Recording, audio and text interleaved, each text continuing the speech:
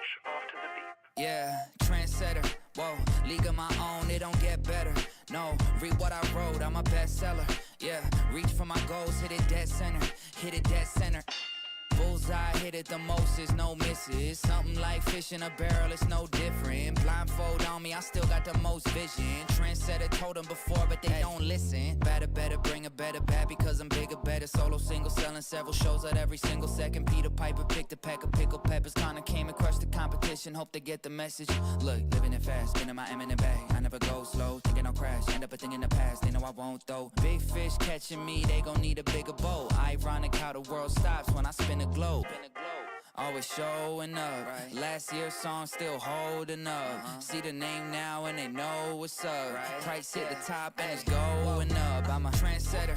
Whoa, league of my own, it don't get better. No, read what I wrote, I'm a bestseller.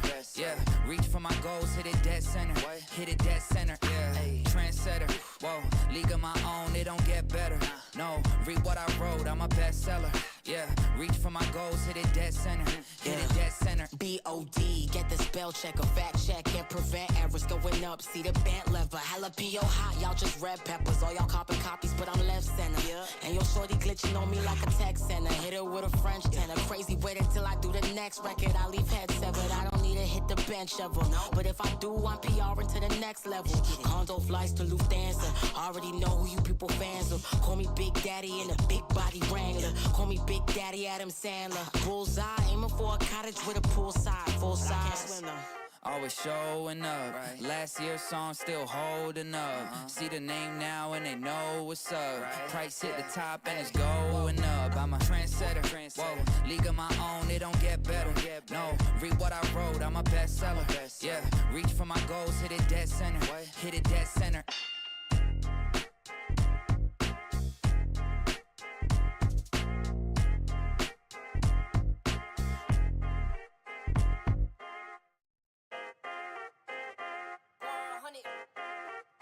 The number you have dialed is not available at present. Please leave your message after the beep. Yeah, trendsetter. Whoa, league of my own, it don't get better. No, read what I wrote, I'm a bestseller. Yeah, reach for my goals, hit it dead center. Hit it dead center. Bullseye, hit it the most, is no misses. Something like fish in a barrel.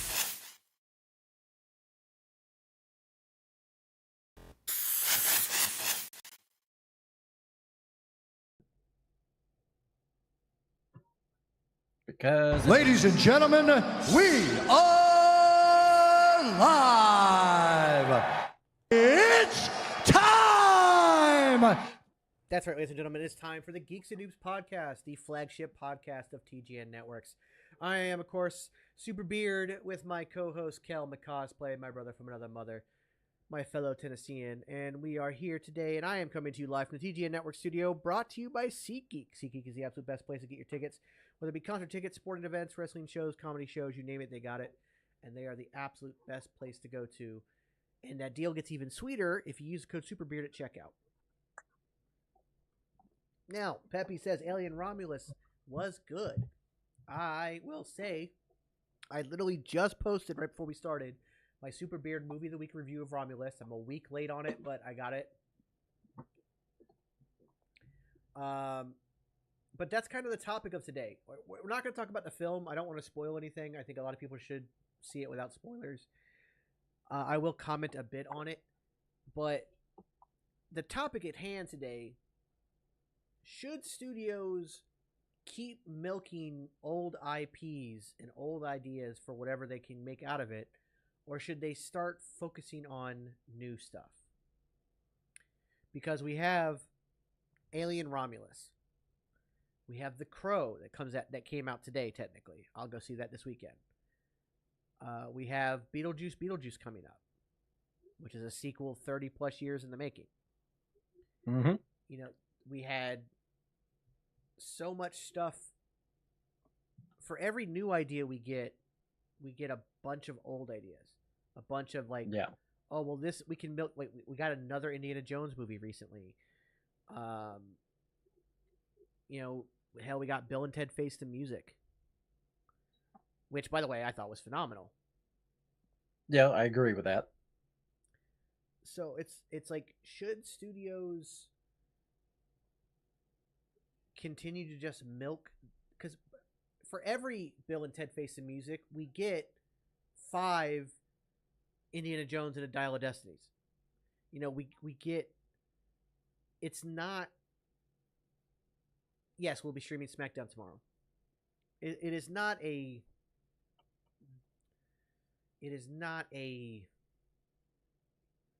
one-to-one. It is not, like, the ratio is off. The ratio leans far more into the bad than good. I mean, we were supposed to get a Toxic Avenger reboot, but apparently that movie is now been scrapped and been deemed unreleasable. And apparently not not because it's bad, but because it's supposedly financially bankrupt. Like it will never make money. Like they feel like it'll just never make money. So they decided to shelve it. Yeah, they shelved it like Batgirl. Exactly. What's up, Sheepish? What's up, Gizmo? Yes, we'll be streaming SmackDown tomorrow. No TNA tonight. TNA no longer allows streamers to stream TNA, by the way. Just a heads up. I'm still looking to see if we can do the TNA pay-per-view next Friday, but we'll see. But so I saw Alien Romulus today, and I gave my review of it on Super Beard's Movie of the Week, which I just posted. What's up, Lee? I gave it a 6 out of 10. I think that the actual like story and the actors are great. Like I think they nail it for what it is, and it's a bridge between Alien and Aliens between the first and second films. Okay. There's a couple surprises in there. What's new, Lee? So Beth, I'll get on the Crow here in a second. Don't go anywhere because I want to talk about that. But my issue is that movie was promoted as this grotesque horror film, right? Like they've talked about how it's aggressive and grotesque and it's R-rated. And every cast member talked about there was this one scene we couldn't even watch it back on the monitors. It was so disturbing. Every death in that movie to me felt toothless. Honestly, I feel like if you'd have cut out a couple F words, it probably would have been PG-13. Wow. That's saying a lot because I also been hearing about, the ruthlessness and the gore and how it's the best alien movie since Aliens. I said it in my review, if they'd have given the film just 10 more minutes, and all that 10 minutes was split up into the death scenes, because it felt like every death scene was not only quick, but it cut right at the moment that like a PG-13 movie would cut away versus really? R-rated. Yeah, like. So, like, that's my only issue. It's still a good film, and I think people should see it. Because, again, I think the story's good. I think it's a good bridge. They tie in the franchise very well without, like overdoing it. Like, they're not, like, they're not forcing the connections. You know what I mean? Right. Like, Fede Alvarez, who's the director, he directed Don't Breathe, which I think is one of the best horror films ever made. I love Don't Breathe. I think Don't Breathe is phenomenal. I didn't hear that, Tyler, but good that he's back and doing it. Yeah, it's like, because I don't want to do spoilers, but like, I just felt like it's one of those movies that like, it's really cool on the big screen. They do a really good job. There's a lot of practical effects. I also think the CGI, when they do use CGI, it falls just a touch flat. But that's kind of like, I can forgive that. I can forgive that of a film. Like, I'm not one of those people that like, oh, the movie was great, but I give it a 2 out of 10 because the CGI was off. I'm not that kind of guy. That's just one branch of the film. You know what I mean? Like, yeah. The set pieces were great. The retro futuristic technology, because obviously back when those movies were made, they didn't know how technology would go. So they're using basically the modern technology of the day in the 80s to make everything. So everything is there. It's like, it's very good. Again, there's a couple surprises that pop up from the original franchises and everything. AHK Geeks is here. Thank you for subbing. Much appreciated. That was our sub sound. Nice. So we're talking about Alien Romulus, Lee. And again, there was so much potential for the film to be like to fall right in line with Alien and Aliens as far as like level of execution. It's just that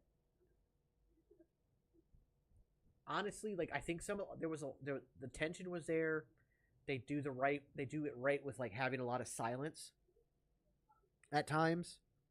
I think that's really smart. It's just because that was the whole premise of the first film, where you don't hear what's coming, and that terrifies you. Yeah, exactly.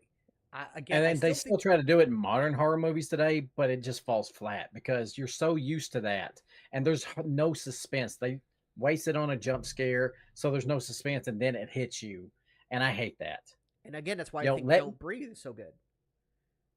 Yeah, let me tense up, and then something happens, and then I can legit be scared.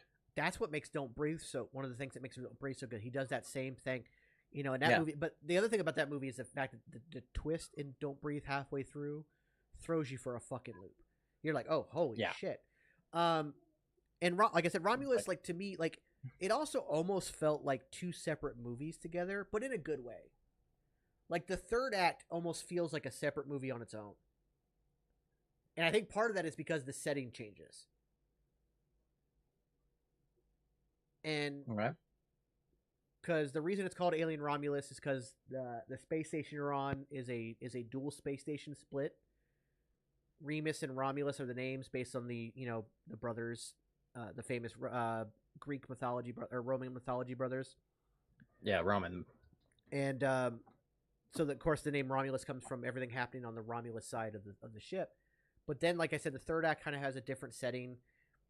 They do a really good job of making you think everything's good, and then they tease it back up.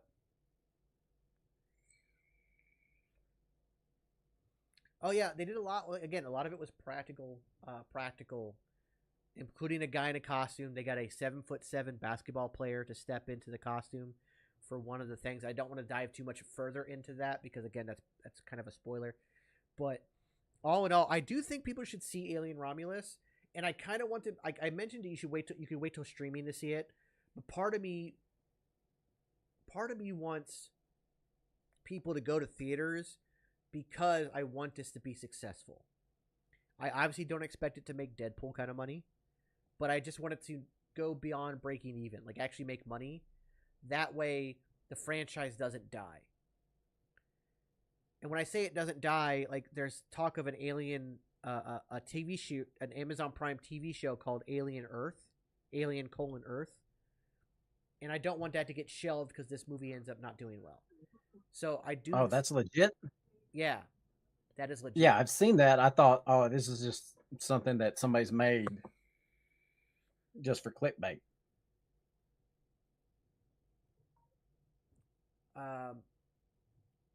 But on to The Crow, which I'm going to go see this weekend, and I'll do a Super Beard movie of the week. So you're going to get 2 Super Beard movies of the week this week because I didn't do one last week. So that's another one, like, having not seen it yet, I can't say much, but I do feel like they kind of missed the mark.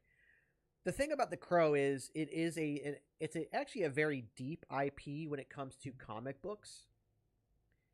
And almost every comic book, It's a new person with the Crow ability. Like the Crow takes a new soul of vengeance. Mm-hmm. The fact that the movie is doing Eric Draymond again, which was the one from the first Crow movie, but this is supposedly much more comic accurate, I think is going to hurt them more than help them. They could have just taken any other person from the comics. Hell, they could have stuck with the movie they're making, right? And just picked another character. Yeah, just rename it. That would have been... As long as they had picked another character from the comics, somebody that had a similar story, because there's a lot of overlap in the stories when it comes to the Crow. There's a lot of similarities to the way, like there's a formula, kind of, to the Crow comic books. But now it's going to be always compared to the original Crow movie with Brandon Lee, and there is a nostalgia factor as well as a tragedy factor because of Brandon Lee's death on that film.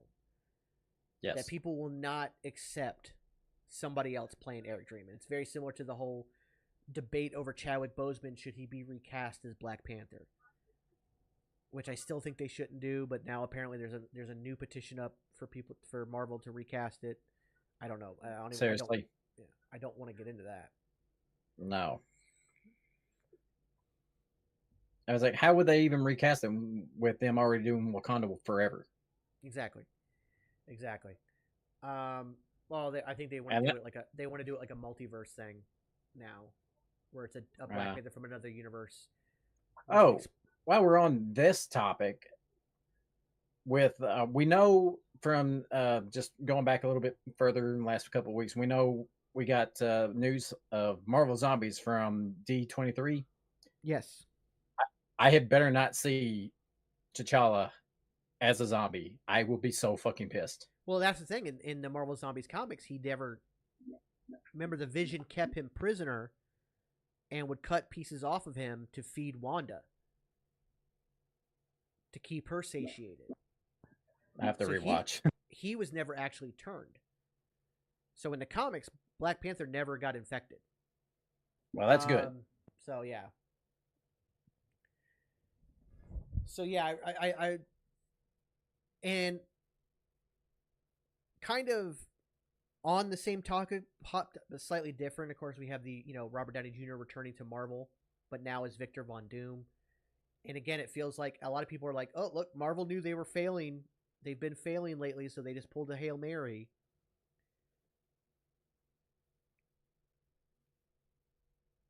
And that's the thing, Beth. Like, that's the discussion at hand here.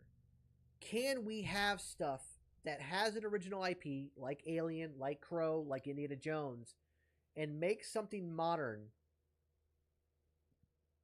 without it forever being compared to the original?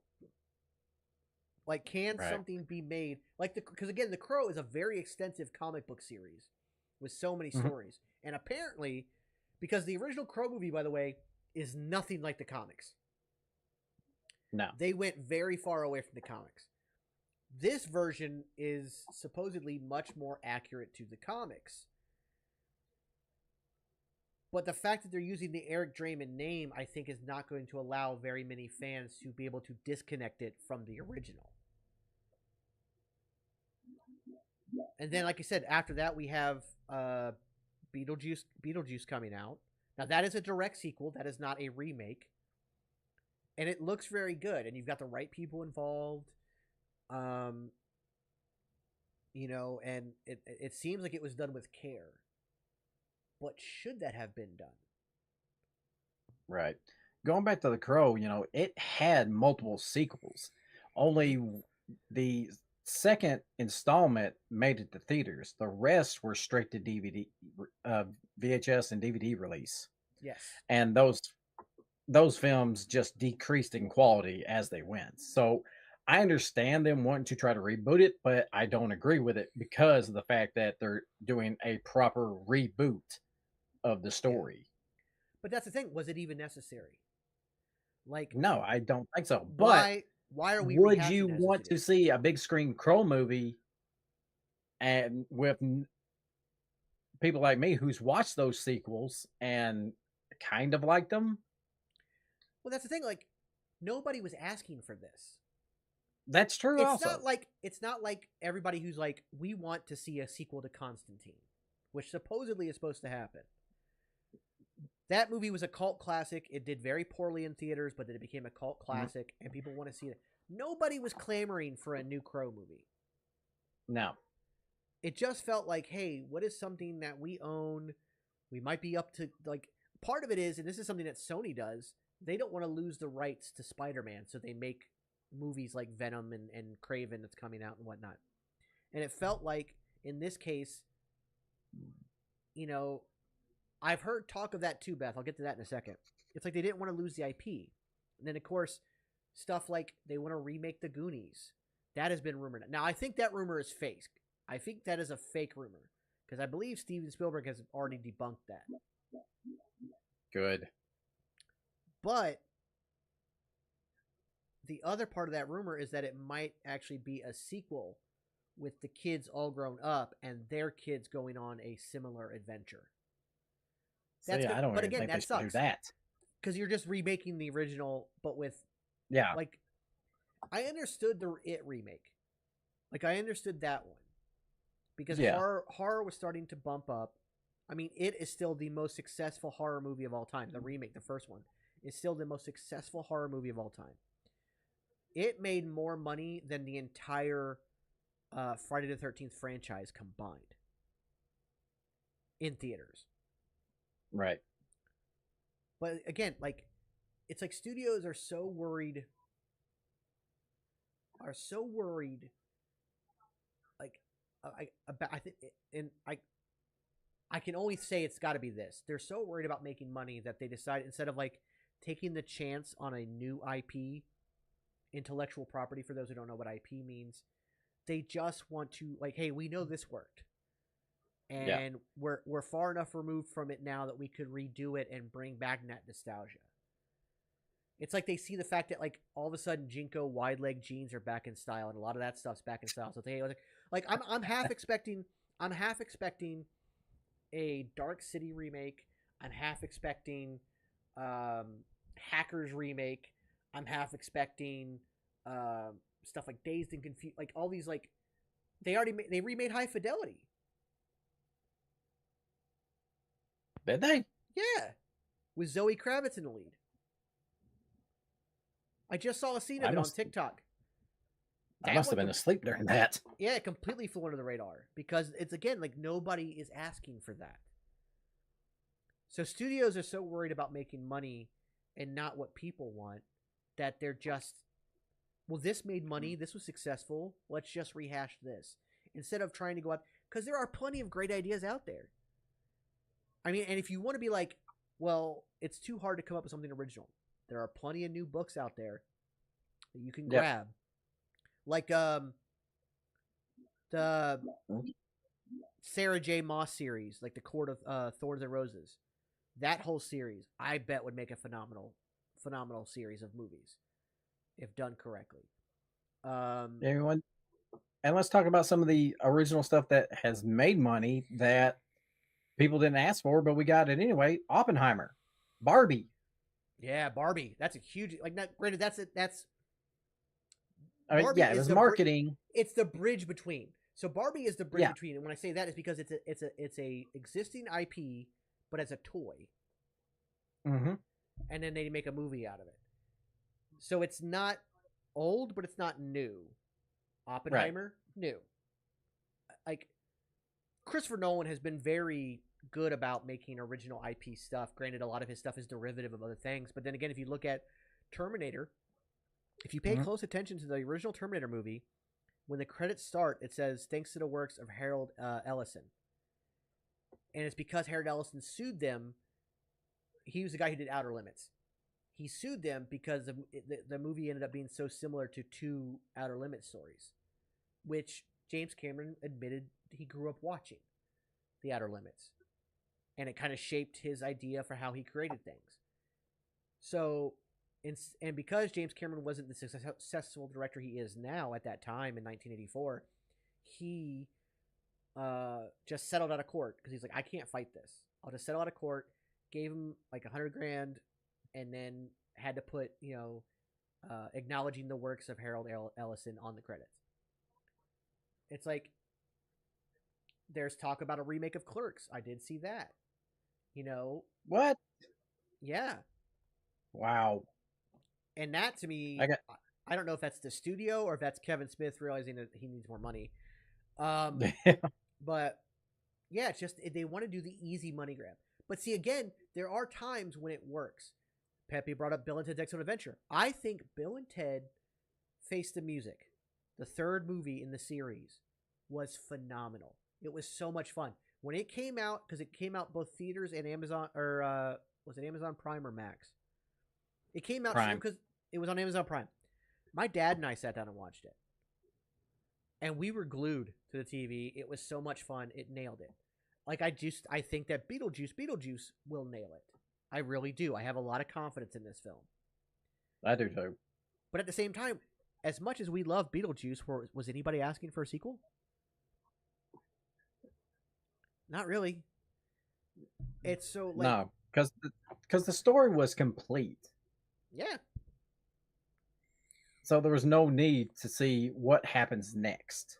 But now that we are getting to see what happens next years later through Lydia's daughter, I am fairly excited.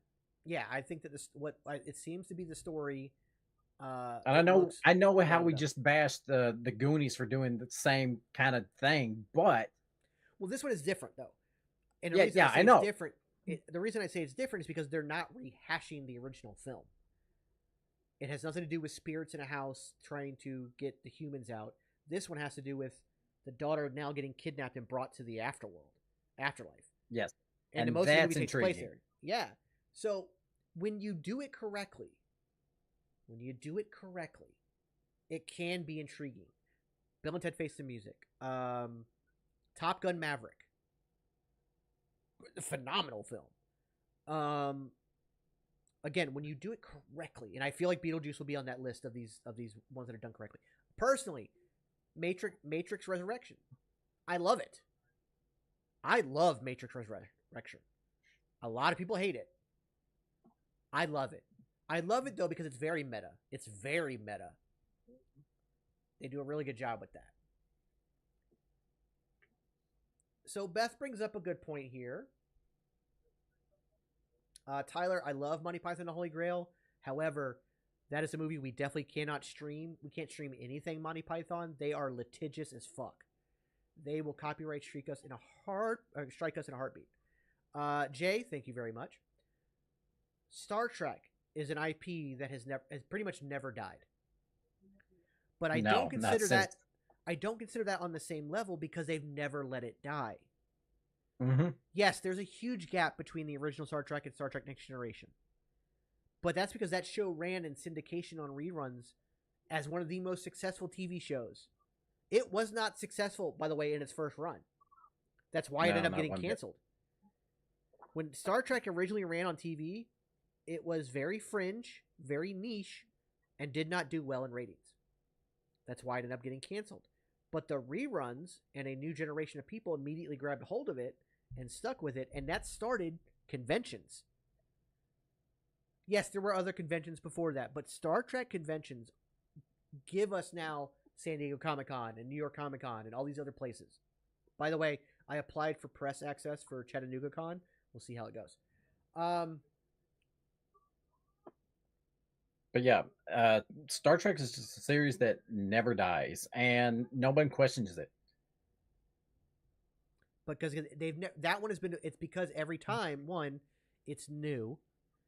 Yes, it's a new take on it. Two, again, because it's like Doctor Who. It's never really died. Mm-hmm. So, and you just find new ways to make it new. Yeah, it's like SCN Angel. I have no idea what your thing says. What's up, Nicodemus? Yeah, Doctor Who ran in continuous run from 1963 or 4 up till 1989.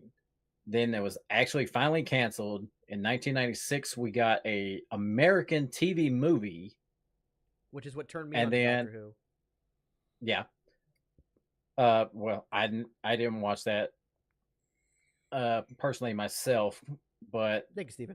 As I got more into being able to find YouTube clips and things, I saw things referencing Doctor Who, but I had no idea what the show was. And then finally, I'm scrolling through TV and it lands on BBC America and it says Doctor Who. I was like, oh, okay. I've kind of heard about this show.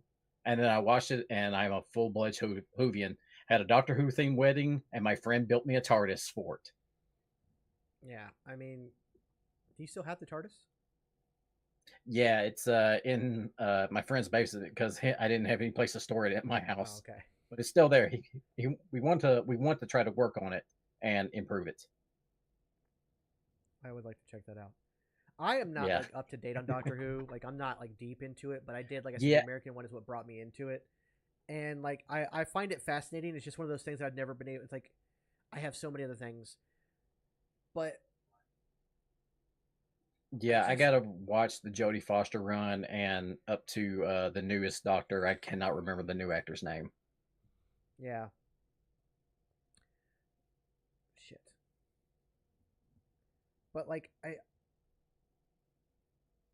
my TikTok, I had to like uninstall and reinstall my TikTok, and now it's completely changed from what it was. Oh.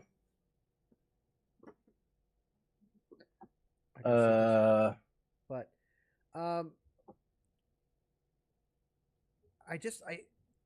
the thing is, if every rehash or reboot was unsuccessful, there's an easy answer. Or if everyone was successful, there'd be an easy answer. There's not an easy answer here on what to do. Watched vintage Doctor Who with my grandfather when I was young, and it was on public television, 10 p.m. Nice. Like, because you get Bill and Ted Face the Music. You get, like I said, I think Beetlejuice is going to be a huge success. Like, you get these rehash, but then you have, for every Beetlejuice you have a Charlie and the Chocolate Factory, which nobody asked for. That movie was an absolute classic, Willy Wonka and the Chocolate Factory, and then you bastardized it with that shitty ass movie. Yeah. And the thing is, that's Tim Burton. You know, the guy who made Beetlejuice. So it's just like, even the people that seem to do it well can also royally screw up. Yeah, it seems like he just really wanted to put his own style on the story, and it hurt it so much. And I haven't sit down to watch Wonka yet either. It's just, I had nightmares for weeks after Hugh Grant was the Oompa Loompa, and I was just like, nope. No, I can't watch Wonka. I can't. It just like I tried to start it and I'm like, nope.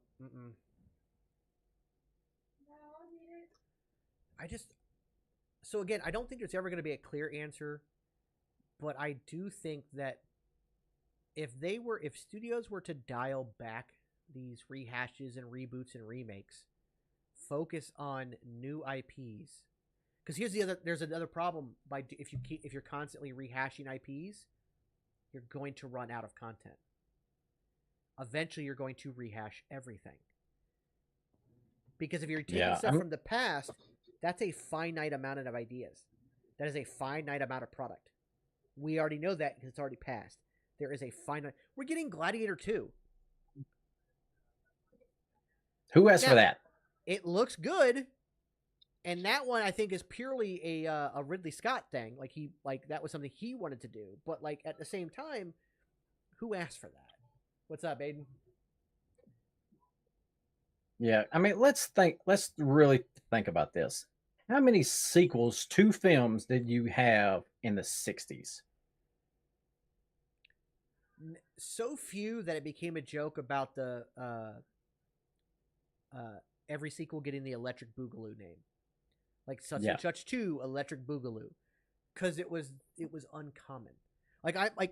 I'm half expecting him to rehash or make a sequel to Butch Cassidy and the Sundance Kid, which you can't do. Or Thelma and Louise, like somehow they survived. You know, that's what I'm half expecting all of a sudden. Now, again, with Gladiator, it seems to be a different story, just in the same era that takes place after. The prince has grown up, the little kid from the movie's grown up, and this and that. No, not tonight, Jonathan. Aiden says, asking how you been, Kel. Doing well, Aiden. How are you, my friend? And it's just like, I promise you, if I hear that they're going to do a Braveheart 2, I'm going to flip my shit. It's an adjustment. I want to see it happen. It's an adjustment. But yeah, what I was getting at is like you didn't have like very many sequels to films. Maybe a cheesy B horror movie. I was like, The Fly. Yes. That was a perfect example. The Fly, the original Fly with Vincent Price, got a sequel, The Return of the Fly. And you would just get like cheesy B-movie sequels. Yeah. And that was really it. If it was a mainstream film, you never got a sequel. That was it. That was the story. Horror and that was fine. It was basically horror movies. Right. Exactly. Now, there's actually an interesting... Fly is a good one, though, because you did get a remake in the 80s with Jeff Goldblum, which to this day still scars me with the arm wrestling scene. Yes. Oh, my God. But even speaking of horror, we've had Halloween rehash. Yes. You know, like that was a sequel, but it's also soft reboot. We got a Friday the 13th reboot. We got a Nightmare on Elm Street reboot. Like, somebody said it, that studios are afraid to try something new. Because at least with something that if it made money before, you have a better, they feel yeah, they have a better chance to make money again. But 9 times out of 10, these remakes are not working. Somebody is going to have to step up. And a lot of these CEOs are getting up there in age. So I kind of have a feeling that we might be in... Movies are generational. They're cylindrical. Because what happened in the 90s? Disaster films. Asteroids. Earthquakes. 2012. Independence Day. Like, everything was like the big disaster film. Twister. Which that got a fucking sequel out of. Why? Nobody asked for that. Yeah, I quit watching about halfway through. I just can't bring myself. Well, my wife wanted to see it, and I'm just like, Yeah, Tyler, that wasn't attached. It just happened because because it's Braveheart is actually based on a real person, William Wallace and Robert the Bruce. But everything that happens in the movie Braveheart with William Wallace was actually Robert the Bruce doing. So, Braveheart is so historically inaccurate. It's not even funny, but I can't bring myself to watch it. There's nothing about it that interests me, honestly. I love the first one, but I also have not seen it since it came out because it's that kind of film. Like, you see it once and that's it. I used to love the Universal ride, or more of like a presentation. You're on a moving stage, but you're sitting there and shit flies everywhere. Cow goes across. Moo. I think that, like I said, everything is cylindrical. Everything works. Like, right now we're currently in the superhero genre of movies. Like, the 80s was really horror films. Like, that really picked up. Oh yeah, because you had, how many horror sequels did we have? Like, but then you also had like Buffy the Vampire Slayer in the early 90s. You had Monster Squad. Mhm. You had all these like stuff like, so like everything works in like, it's like cylindrical. Like in the early to 2010s, like we had like the existential film, like the Wes Anderson style became like the hot thing. Basically the indie film kind of became hot. I have a feeling that we're kind of in a reboot rehash moment, but when new studio heads take over, there's a good chance that we could come out of this to where instead of every other movie being some kind of reboot, rehash, remake, it becomes one of every 10 or 15 or 20 films. Like it'll pull seriously, but I think this is not a permanent situation. However, I don't know exactly when that end is happening either. I'm not. It'll probably keep happening as long as these films make money. Like, I'm not like, again, Ghostbusters is another great So, example. Yeah, I was about to bring Ghostbusters up because yes, we have had 2 brand new movies. Well, Jurassic 3 Park. brand new movies within the last decade. Yeah, Jurassic Park getting rehashed. Yeah. And it's all because of that nostalgia. Because the kids that went and saw those movies in theaters grow up and they want to remake them and try to harness that magic again. That's another great point we haven't brought up yet. Thank you for bringing that up. Is that a lot of the people making them now are people who, like Colin Trevorrow has talked about how much Jurassic Park shaped his entire life. And that's why he wanted to make these movies. That's the other side of it. But we're going to come out of that. You know what I mean? Like, we're going to come out of that. And yes, there will be directors that are watching movies or people that are watching movies right now as young adults and kids that will maybe want to remake it in the future. But I have a feeling that there is a ceiling on this. There is a time limit. I just don't know when that time limit is. And I don't want it to go away completely because we've gotten some great stuff. I still think, again, Alien Romulus is a good movie. I just hope there's a director's cut where things are a little bit more like aggressive. But like Bill and Ted Face the Music, I think the Ghostbusters films are good. I'm sure Beetlejuice is going to be good. I'm going to give all the the leniency I can to The Crow this weekend. But I think it's time. Like, I want to get back to the days when we grew up, and we just. Oh my God! There is a spider hanging from my camera, and it's white. It is white. I'm about to be Spider-Man, guys. Welcome to Tennessee, my friend. Oh, he went away. Okay. I want to get back to when we were growing up, and it was just a new idea. Like, again, one of my favorite movies is Dark City. It didn't do well, but I absolutely love that movie. I remember watching half of that on TV one day. I need to go back and watch it all the way through. Because I think I was watching it and my dad came in and was like, what the hell is this? And changed the channel. Yeah. I haven't seen Abigail yet. I do want to watch that. But we're all, another thing we're obviously seeing it with is Star Wars. They keep trying to make as much Star Wars stuff as possible. Acolyte has now been canceled. They've actually pulled all merch from that show off of their website as well. Oh, really? They have. Wow. They have just stripped that entirely off. But part of that is the ridiculous fandom that is Star Wars fans. That is true. Also, I as a Star Wars fan, I'm literally wearing a Mando Hawaiian shirt right now. Yeah. Because I thought Mandalorian was great. I did end up watching Ahsoka, even though I didn't grow up watching the Clone Wars and knowing about the character a whole lot. I did watch it, and I thought the beginning of the series was really good. I got into it, but then later on, you're introducing me to characters I don't know, and it's heavy implied upon the lore from the Clone Wars and Star Wars Rebels, which I did not watch either. Yeah. So I just really didn't enjoy the last half of it. It was good. It was well written, I thought. And the lightsaber battles were really good, but I just didn't have that connection to those characters. So that's where it fell off on me. But it was still a good show, I thought. And with the Acolyte, I was just like, don't seem interested, and I haven't watched it. So here's the other side of the issue when we talk about original IPs. So look at the movie Trap. It just came out as well. It's the new M. Night Shyamalan movie. Yeah. It's not good. It's not good. So I didn't think when a studio takes a chance. So this is a weird kind of rehash. They're rehashing the director. He was successful with Sixth Sense and then Unbreakable and Signs.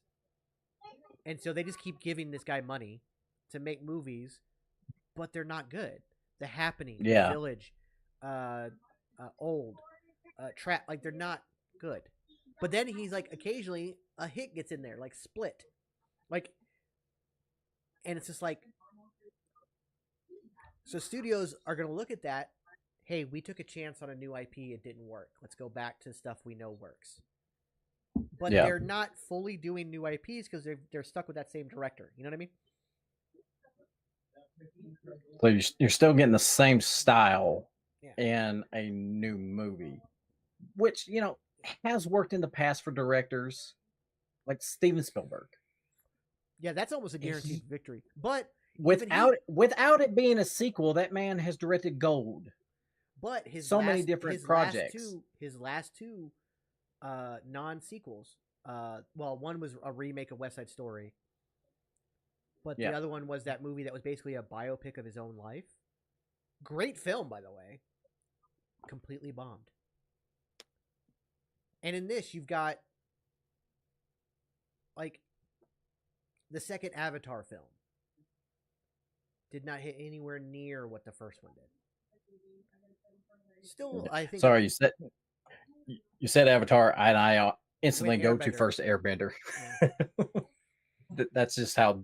Yeah. I still have not watched the first one because I didn't care about it then when it was all hype, and I don't care about it now. That's also M. Night Shyamalan, who made the live-action Last Airbender movie, and it is one of the worst films ever made. Yeah, interestingly enough, I started Last Airbender with that film. I had no idea it was a series, an animated series first. But I watched the film. I was like, okay, this is cool. And then someone told me that it was an animated series that the film is based on. I was like, okay, let's check this out. And I was like, good God, this series is amazing, and that movie is shit. Yeah, it's one of the greatest series ever made. Reach. Now there is a television show being made, or it was, I don't know. It might already be out. I have no idea. But the live action Avatar Last Airbender. Yeah, television show. Yeah. Yeah. Yes, it's on Netflix. Okay. My personal opinion, it is good. I'm not gonna say it's phenomenal. It surpasses the original. It's not a high benchmark. No. What? No, I'm talking about comparing to the animated series. Oh, okay. Yeah. Now it does follow. It tries its best to accommodate most of the story from book one as best as it can with the short amount of time they had to do it in. With like, I think it's only like 8 episodes. Yeah, no, Beth, you're not wrong. You're not wrong at all. That every time they rehire M. Night Shyamalan, they're hoping for another Sixth Sense. Yeah, and you're just not going to get that. It's not going to happen. It was lightning in a bottle. The problem is the guy hit lightning 3 times.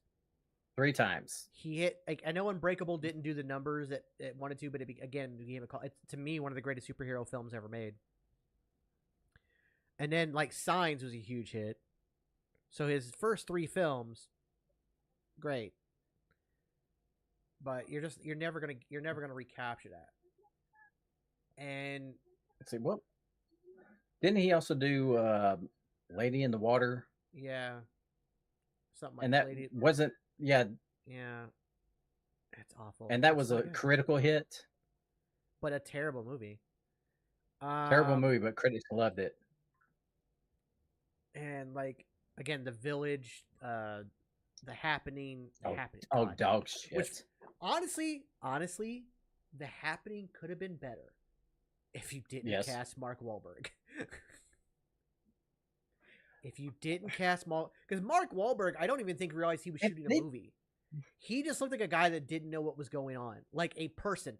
It didn't look like his character didn't know what was going on. It looked like Mark Wahlberg had no idea what was going on and just so happened to get caught on film. What's going on? What is in the tree? What? Like that? He was just what? No. Like, why that guy keeps getting roles? I have no idea. He was awful as Sully in Uncharted.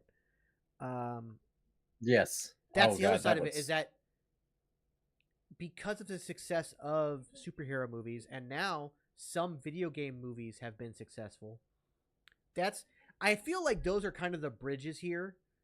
So they're not new IPs, but they're new to film. So that's kind of the bridge. Kind of like I talked about how Barbie was kind of a bridge. Right. Making Harry Potter, obviously one of the most successful series of all time, based on the book, a bridge. So it's an established IP. Like maybe we should get back to those days, because a lot of the stuff we grew up watching, we didn't even realize was based on books. That's true. So I think if they kind of got a Jurassic Park, never knew it was a book. Example, that I did know it was a book because there was one kid. So when I went to elementary school, my 3rd and 4th grade classes were together. Like they taught them together. It was weird. And then 5th and 6th grade were taught together. I had similar classes like that. So when I was in 5th grade, one of the 6th graders, the most popular 6th grader, a guy named James, he had the book Jurassic Park, and his book became a straight up horror because everybody borrowed it. There was literally a list. There was literally a list on borrowing it, and you had to read it in a certain amount of time or give it back before you were done. Like his book became, it just got passed around. It's the neighborhood bicycle. Everybody gets a ride.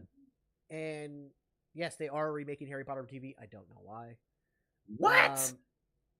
Again, that's the other thing, is that studios are so worried about making money in stuff. Like we have a new Lord of the Rings series coming out.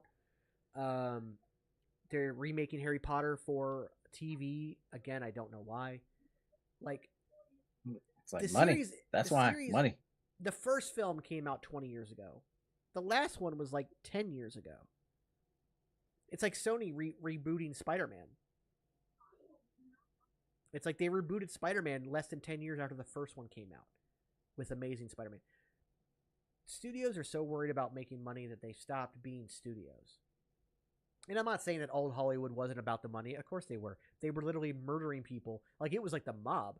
Like, it was great. Like, you want, like, the movie Hollywoodland about George Reeves. The movie Black Dahlia. Like, all these movies about old Hollywood. It's fucking crazy. But Yeah. By the way, I love Black Dahlia. That was a great fucking good movie. But there are so many things. Knives Out, and then Glass Onion, and now they're making a third one, is an original IP based on a genre that was successful. The classic whodunit. I think that is, I think, the perfect example of what studios should do. Don't remake the actual idea. Like, we've got Murder on the Nile, or Murder on the Murder on Orient Express, yeah. and then the sequel was the Nile one. Those are just Death on the Nile. Death on the Nile, Murder on the Orient Express. Those are classic Hector Poirot stuff. Knives Out is based kind of on Victor Poirot, the detective, but done new and fresh and a completely own thing. Instead of rehashing it, which, by the way, love those movies. Kenneth Branagh is amazing. Yes. But it wasn't necessary. And there's a reason they didn't make money. A24 has been a very good studio. Not everything they do is great, but they do it well. Blumhouse, when they're doing original stuff, phenomenal. Love 'em or hate 'em, Quentin Tarantino does good shit. And what he does is exactly what we just talked about. He takes stuff that he grew up on, but instead of taking those IPs, he takes those genres and ideas and makes them, like, it makes his own thing.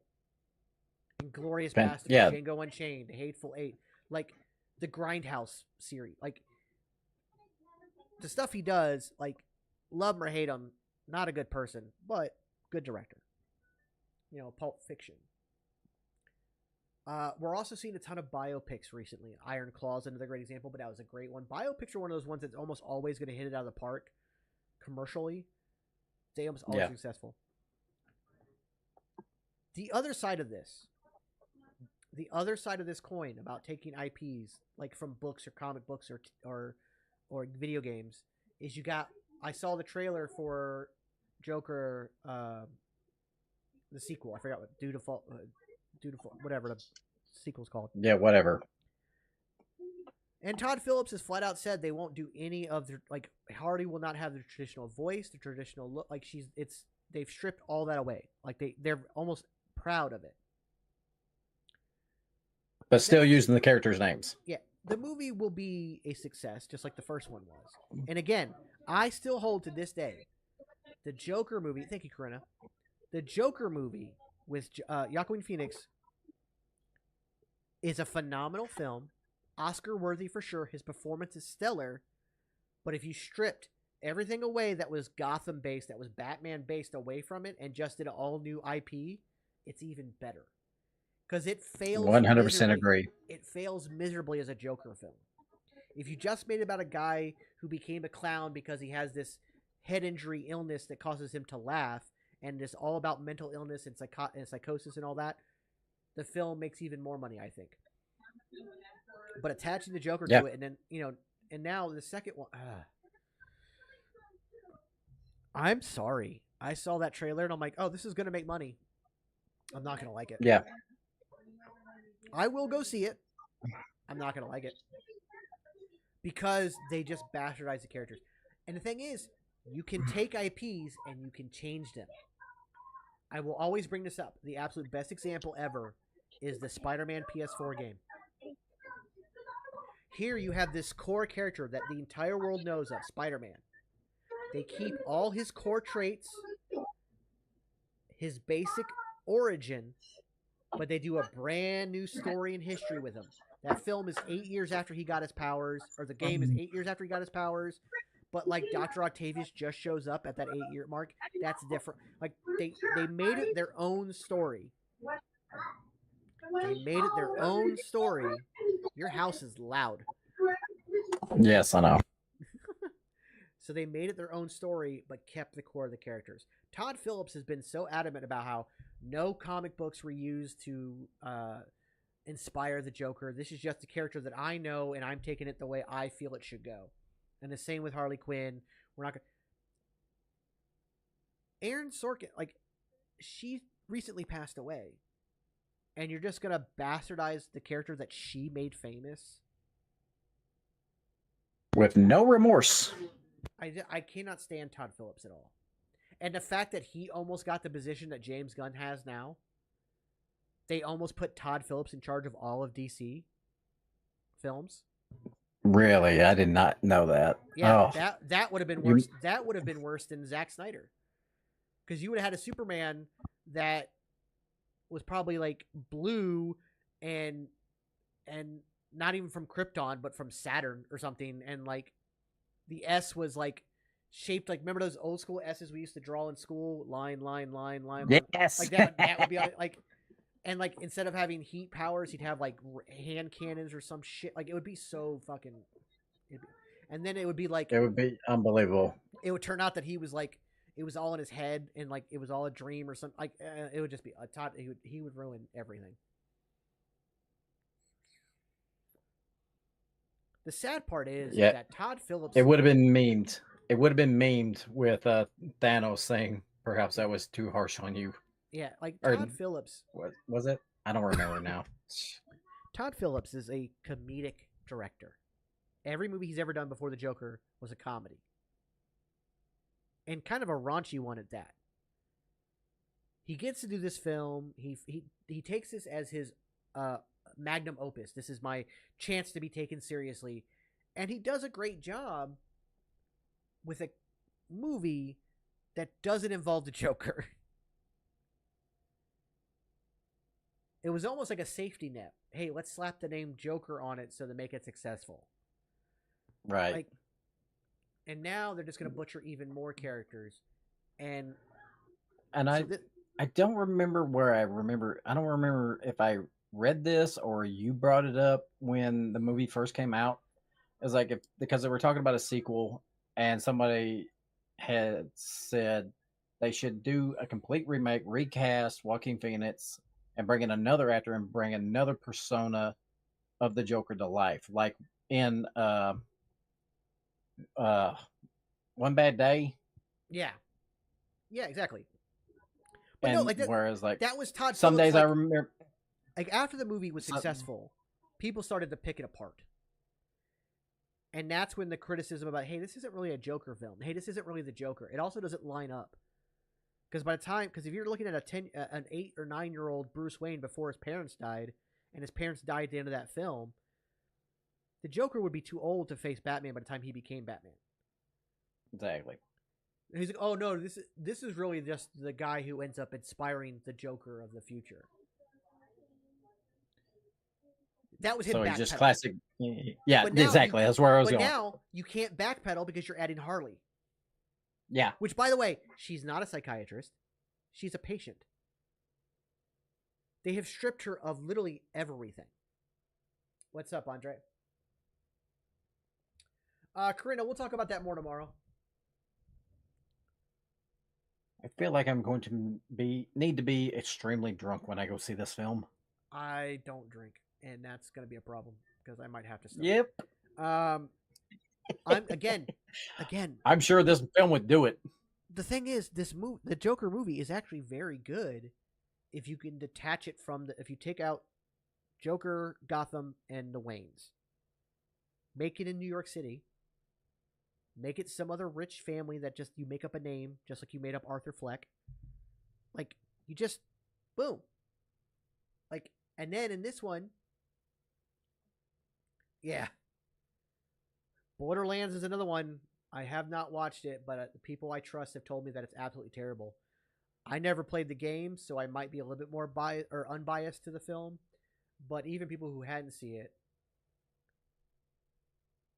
you'd be drunk within 5 minutes, Tyler. He said, challenge for the new Joker movie, take a shot every time the movie doesn't make no sense. Oh my God, we'd be dead. By the way, the reason we'd be in the morgue before the credits roll. The reason it's a musical, by the way, is that Arthur doesn't have the ability to say what he wants to say, to express his feelings, so he has to sing it out. Where was that in the first film?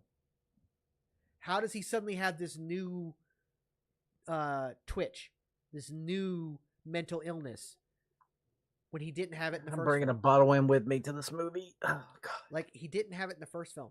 So you're altering the character, because this is supposedly taking place before his trial. So it's less than a year difference from the time he was arrested.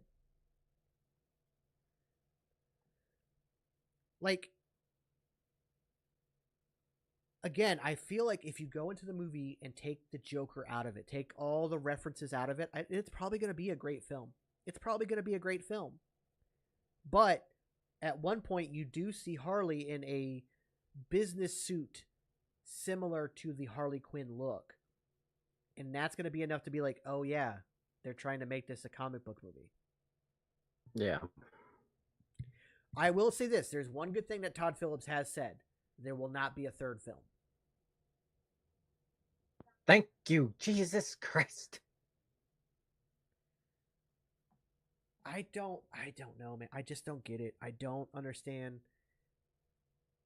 Why would you take on a project if you had no desire to use the IP itself and just make your own thing? Why not just make your own thing? It would have been so much better. That proves to me Because that Todd Phillips had no confidence in the project to just do it as a film without attaching this IP to it. He had no confidence.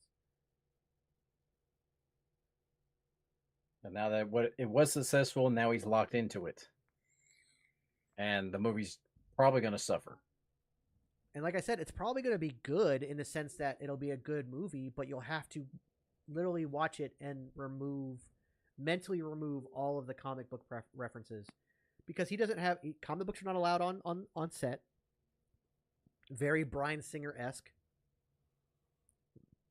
Like the first X-Men comic books were not allowed on set. There are zero... Like, literally the only comic book references are the names. That's it. And so this is where the bridge doesn't work, is a movie like this. The problem is it's going to be successful money-wise. Money-wise, it's going to be successful. And that's going to allow people to keep doing shit like this. But luckily, he says it'll be the last one. And also, I trust James Gunn with DC. I'm really excited for what's to come. I think Superman Legacy, which I think it's now just called Superman. I think they dropped the Legacy part of it. It looks good. Yeah. That's really good, because how are you going to have a legacy if this is a whole new Superman story? Yeah. And there's nothing before that. I think Legacy was meant more so that it's supposed to play on the legacy of the character of Hope.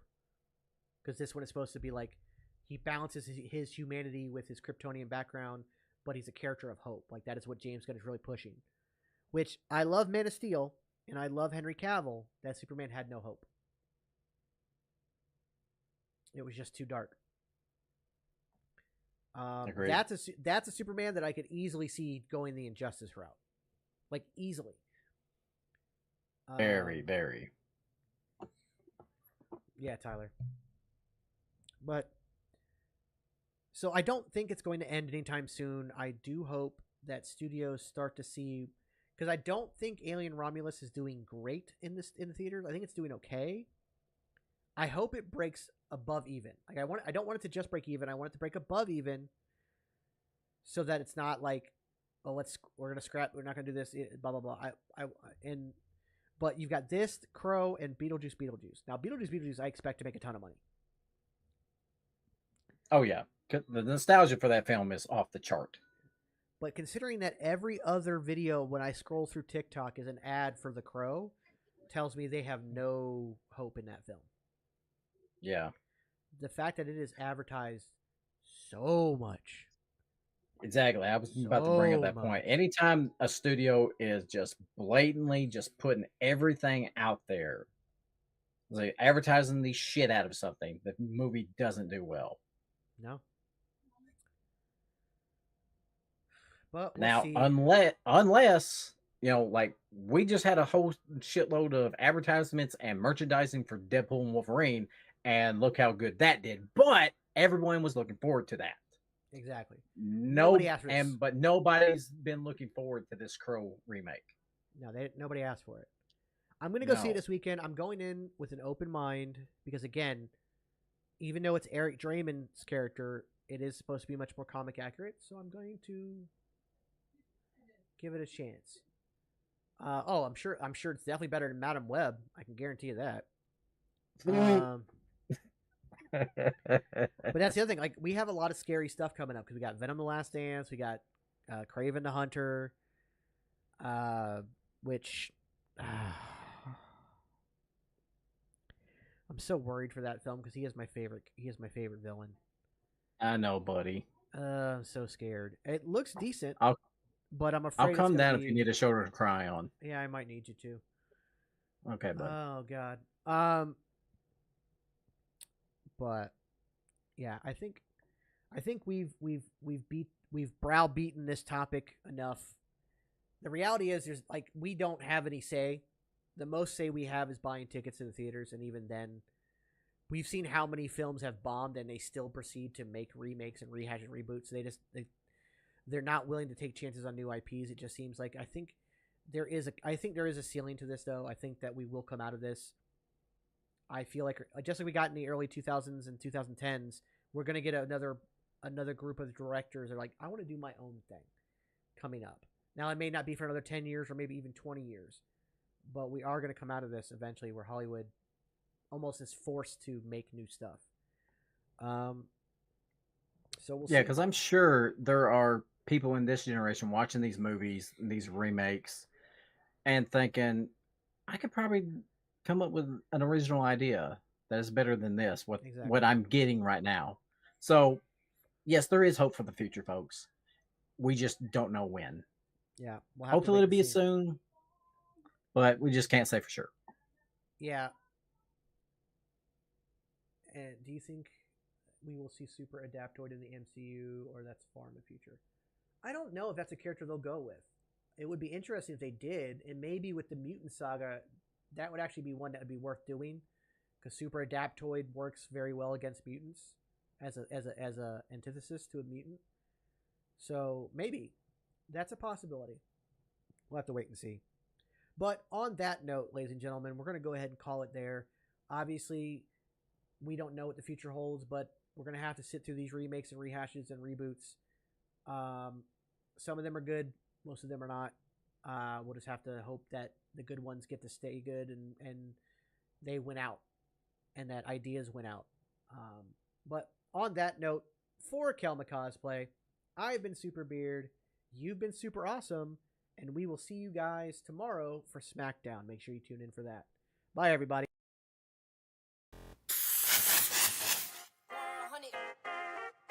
The number you have dialed is not available at present. Please leave your message after the beep. Yeah, trendsetter, whoa, league of my own, it don't get better. No, read what I wrote, I'm a bestseller. Yeah, reach for my goals, hit it dead center, hit it dead center. Bullseye, hit it the most, is no misses. Something like fish in a barrel, it's no different. Blindfold on me, I still got the most vision. Trendsetter told them before, but they don't listen. Better, bring a better bad because I'm bigger, better. Solo, single, selling several shows at every single second. Peter Piper picked a pack of pickled peppers. Kinda came and crushed the competition, hope they get the message. Look, living it fast, spinning my M in the bag. I never go slow, thinking I'll crash. End up a thing in the past, they know I won't though. Big fish catching me, they gon' need a bigger boat. Ironic how the world stops when I spin a globe. Always showing up. Right. Last year's song still holding up. See the name now and they know what's up. Right. Price hit the top and it's going up. I'm a trendsetter. Whoa, league of my own, it don't get better. No, read what I wrote, I'm a bestseller. Yeah, reach for my goals, hit it dead center. Hit it dead center. Yeah, trendsetter. Whoa, league of my own, it don't get better.